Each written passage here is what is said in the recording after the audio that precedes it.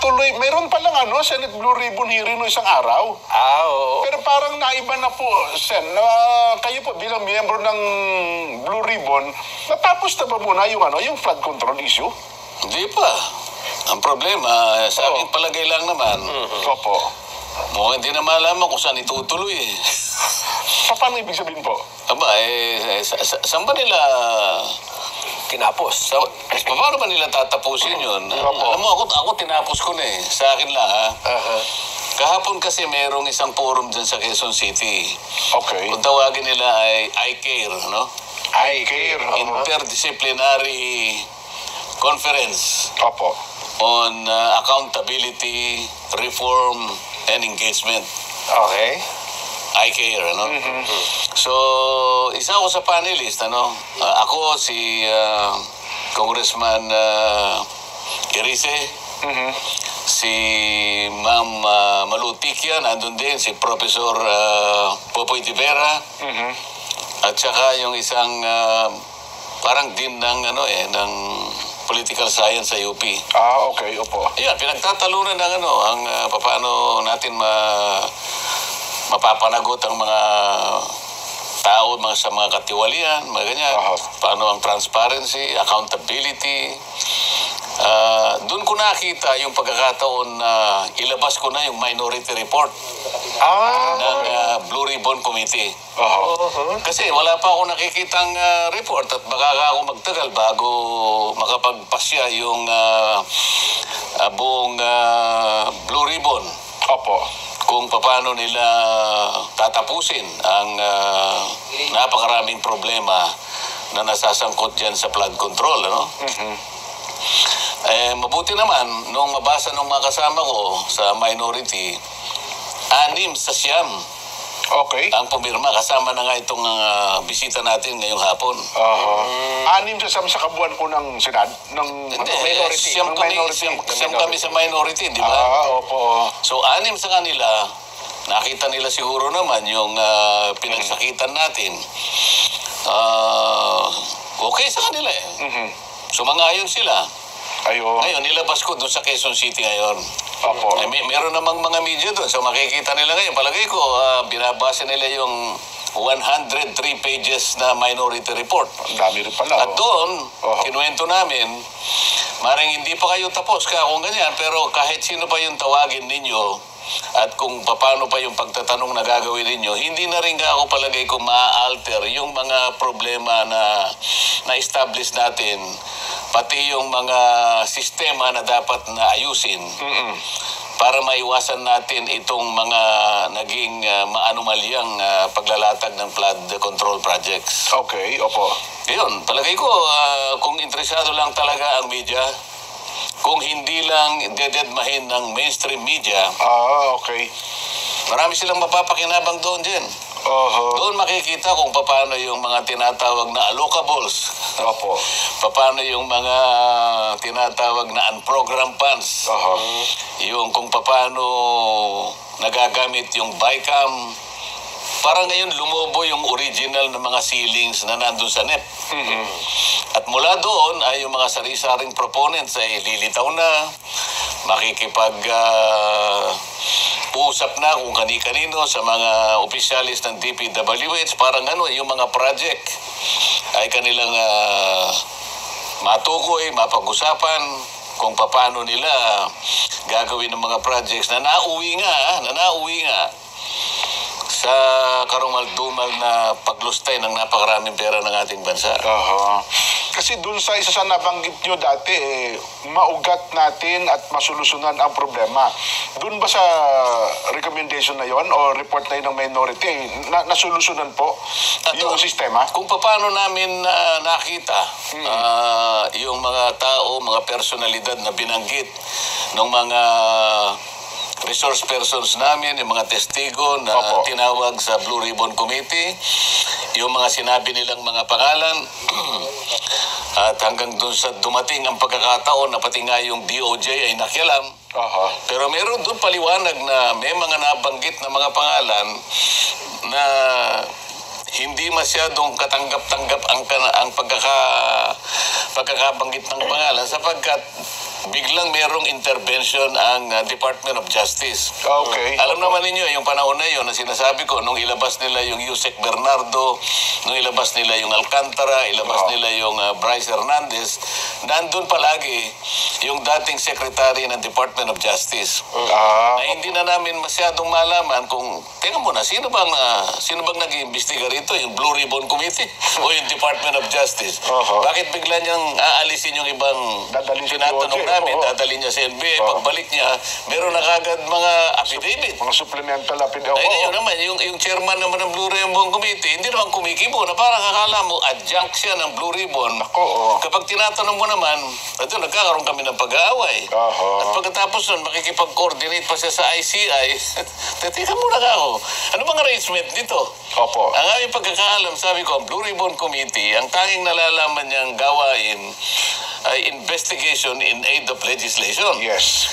Wala sinasabi rito ka kung isasama yung investigasyon ng pulis o investigasyon ng NBI. Hindi ba? Yes po. Oo. Ayun, so binabanggit namin doon sa minority report kung paano lahat ng pangalan ay nabanggit. At sang-ayon doon sa pagkakadinig namin doon sa mga tumestigo, ay nalagay ang mga pangalan doon na maaring maiugnay sa anumang mga nakita naming mga offenses, mga criminal offenses, nakatalatag din doon. Ayun. At ano-ano yung mga panukalang batas na naisip namin na po pwedeng iinak ng Senado. Opo. Para sa ganun ay hindi maulit ang mga ganung pangyayari. Ayun. So, kasi pero ang ibig ko sabihin, kung sa part ito ng minority group, pwede ba itong i-adapt ba ito? Iba pa report ng majority? Nasa majority yun. Kung halimbawa kukopyahin niya yun lang bahagi nun, o kaya maaaring sabihin niya, hindi ka panipaniwala yan. Ito yung paniwalaan nyo. Bahala ang taong bayan ngayon na magdesisyon. Kasi mababasa niya eh. Doon sa pagkakalatag, alin ang mas dapat na halimbawa paniwalaan ng taong bayan? Yung minority report o yung majority report na gagawin nila? Kung magagawa pa nila. Ayun. At kung kailan nila matatapos. Dahil, paano nilang tatapusin? Napakarami ng pangyayari. Magmula nung ito'y matigil, at pagkatapos buksan uli at tinigil uli. Kahapon, iba na yung pinag-usapan. Yung BIR Sabi mo nga kanina, napansin mo, umiba ng direksyon. Tuluyan na po talaga nag-iba. Pero dun po sa mga rekomendasyon, para hindi na maulit yung nangyari dun sa pagkasamantala ng pondo, may mababanggit ba kayo, Sen? Nangailan, meron kaming i-amend dapat yung Republic Act 3019. Na? Kasi may nakita kami ron. Yung tungkol dun sa, kasi doon, yung meron sila sa, dapat alisin na yung good faith doon, ano? Pagkatapos, yung sa charter ng ombudsman, meron kaming sinasabi na dapat ay ayusin. Pati yung batas tungkol sa Philippine Contractors Accreditation Board. At meron pang dapat na registry ng mga heavy equipment. Yung mga gagamitin. Tapos sabi namin, tanggalin na yung opisina kung tawagin ay River Basin yung sa DNR, na nando sa DNR na wala namang gamit. Pagkatapos meron pa kaming False Claim Act na merong writ of quitam ang nakalagay doon. Ibig sabihin kahit na yung private sector ay pwedeng magdemanda kapag yung DOJ ay hindi gumalaw sa loob ng let's say 1 month. Nagkukumplain halimbawa yung isang private sector o isang pribadong individual. Ayaw gumalaw ang DOJ. Sa batas na yon, kapag yun ay nagawa natin, pwedeng sila na magdemanda. Halos 14 yun eh. Yung panukalang batas na naiisip namin, nandun lahat doon sa minority report na yun. Pero meron din po bang rekomendasyon ng mga kakasuhan? Meron, nakalagay din doon. Meron din. Possible naman na pwedeng ito ay makasuhan. Nakalatag din ano-ano yung kaso na po pwedeng kaharapin itong mga ito. Pati yung personalidad na maaaring makasuhan sang-ayon doon sa pagkakaturo ng mga nandoon. Ayun. Pero hindi namin natukoy talaga kung sino talaga yung mga mastermind. Kasi hindi pa tapos. Kasi nga, nung dumating si Saldico, hindi naman makauwi. So ito ang layo nito, may tama lang yung sistema, Sen. O, hanggang doon lang naman ang Blue Oo, Ribbon. tama, oo. Kasi ang Blue Ribbon, in aid of legislation. Oo. Di ba? Makagawa kami ng panukalang batas na makatutulong para sa ganun, yung naimbestiga na mga ganong klaseng mga maanomalyang mga projects, Oo. maiwasan at hindi na maulit. Ayun. Oho. So, dito ba, kasi gagawin pa itong batas, mahaba pang proseso. Meron ba itong kailangan na executive order na lang, utos na lang ng Pangulo ang pwedeng gawin siguro at hindi na daan sa batas, Sen, para mas mabilis lang na may tama yung sistema? Doon sa pag-abolish ng River Basin Control Office, pwede na siguro yun. Okay, opo. Dahil talagang wala namang ginagawa. Ang gawain noon, dapat i-connect niya, i-integrate niya yung 18 river basin ng ating bansa para sa ganun maging effective yung paglalatag mo ng flood control. Oo. Naglatag ka ng flood control, wala namang connection, hindi magkaka-connect. Paano dadaloy talaga yung, di ba? Pag nasunod po itong mga rekomendasyon, Sen, hindi na mauulit yung ghost flood control projects? Sa totoo lang, kung yung mga gawain sana ng DPWH sa pamagitan ng kanilang mga department order, Opo. isipin mo na lang, doon lamang sa quality assurance unit nila. Oho.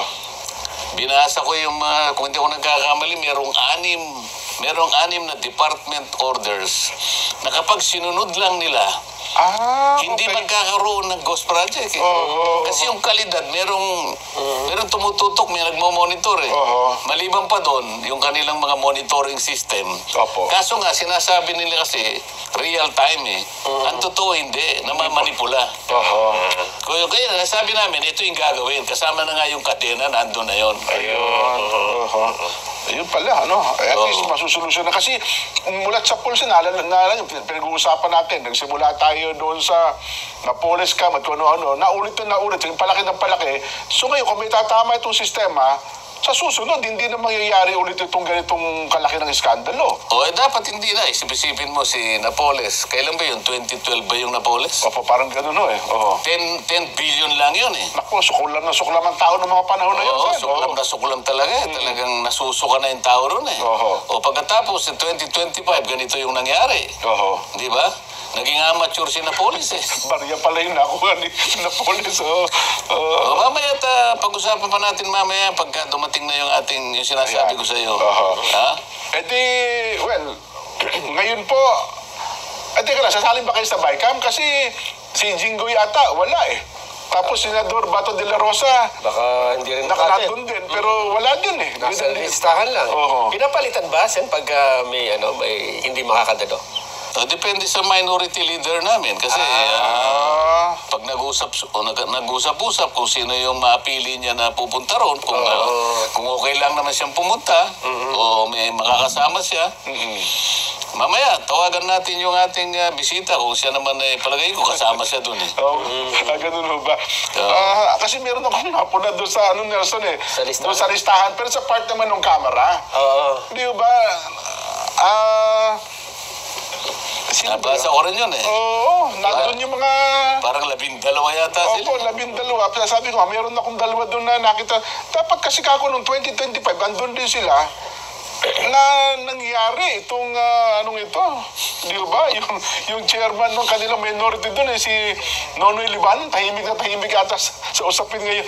Dapat well, anyway, Nelson, sige, baka meron ka pa dyan. Hindi, yung isa yata kinasuhan kanina Sino? Sa ombudsman. Si Kong Momo. Romeo Momo.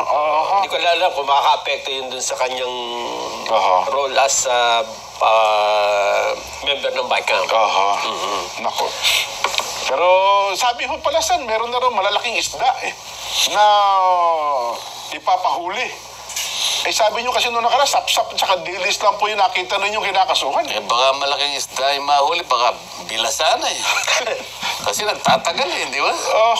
Naku, ganun ho ba? Gusto ko yung mahuli mo, yung talagang sariwang-sariwa. Sariwang-sariwa na talagang malaki. malaking isda. Yan naman di ba? Kamukha nung nagpunta ako ng Lawag.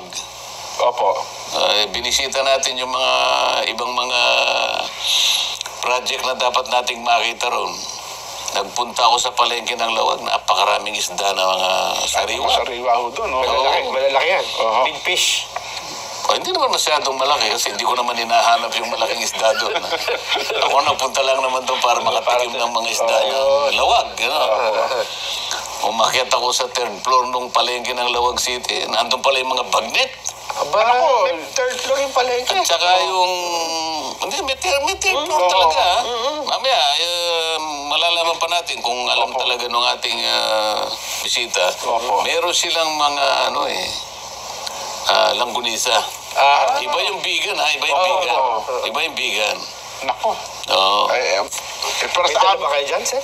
Ha? May dala kayong sample dyan? kasi Wala para ka pa sa sinabi amin, kasi dinala sa para akin. sa amin ni Nelson, chismis po yan. Hindi sa... Wala, hearsay. Hearsay. Teka Your lang, Honor. bago lang tayo mag-break, Sen, meron kayong pinuntahan na inaugurate doon sa may Cagayan. Mamaya na.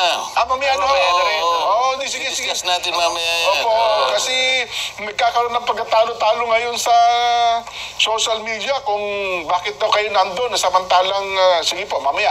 Ito muna, meron tayong paalaan.